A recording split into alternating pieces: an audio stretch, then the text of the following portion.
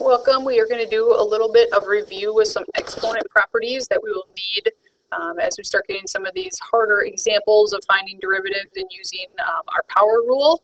So just going to throw kind of an Algebra 2 and pre-calc review with some exponent properties. Okay, so some of your basic properties, if we have two things multiplying with the same power, we can add those powers together and notice your base stays the same. If I am dividing a to the n, those subtract your powers. Whoops, I'm sorry, minus n.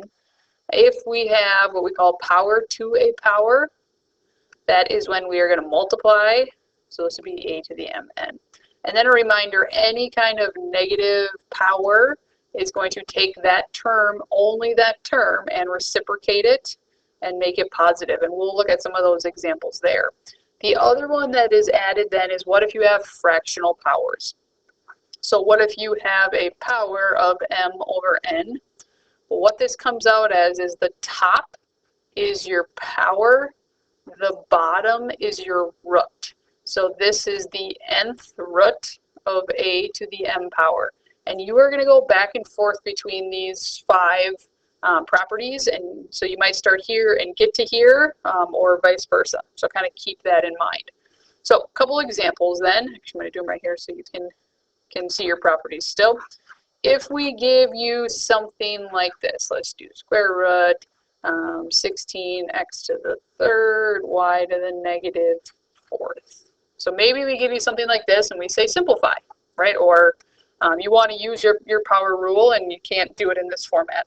So remember, a square root is really, there's a 2 there, and you can square root all of these terms separate. So square root of 16 is 4.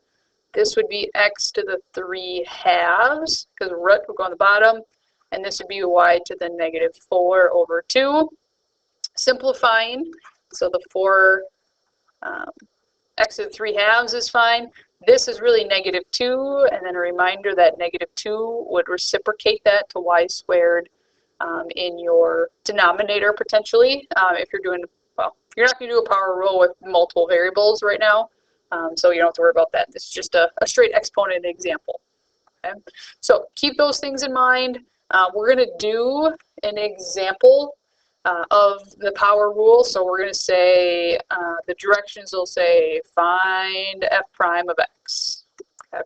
So here's f of x, and then we'll use a bunch of these properties. So I'm going to make up a very ugly one here. Let's do an 8th root of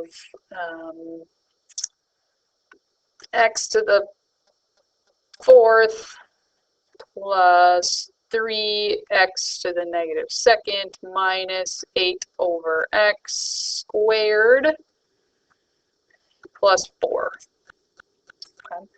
Now, your power rule works that you have x to a power. You will notice in 2 of these, you do not have that x to a power, and this because this one's in the denominator. So you first, before you do any derivatives with any of the other ones, you want to simplify this out so that it is in that format that then I can power out, power down. So this to the 4th is your power, 8th is your root. So this is really x to the 1/2. This term is already to a power.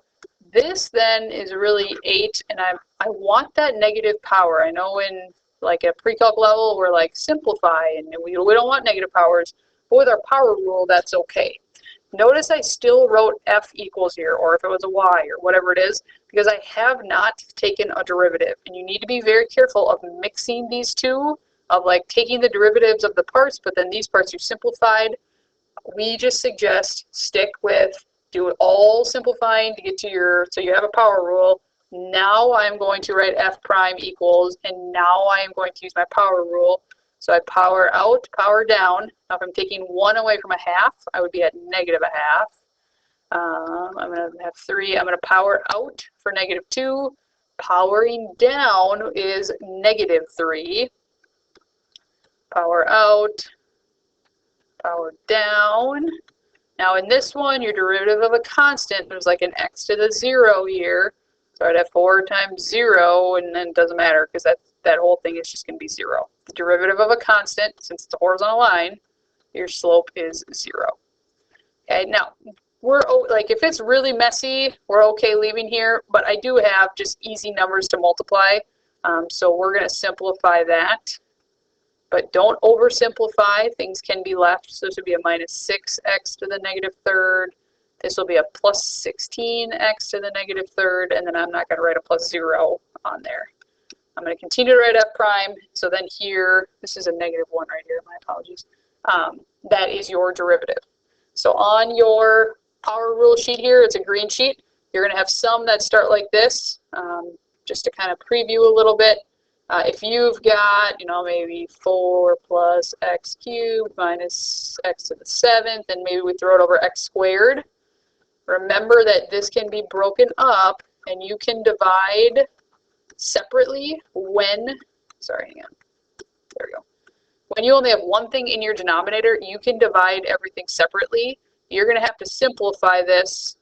So for x to the negative second, power to a power, power when we're dividing, we subtract. So that's just x. This one I would have 7 minus 2, so this is x to the 5th.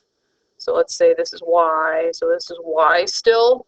Now when I go to do y prime, now I'm going to power out, power down, power out, power down to the 0 power. I'm going to write it.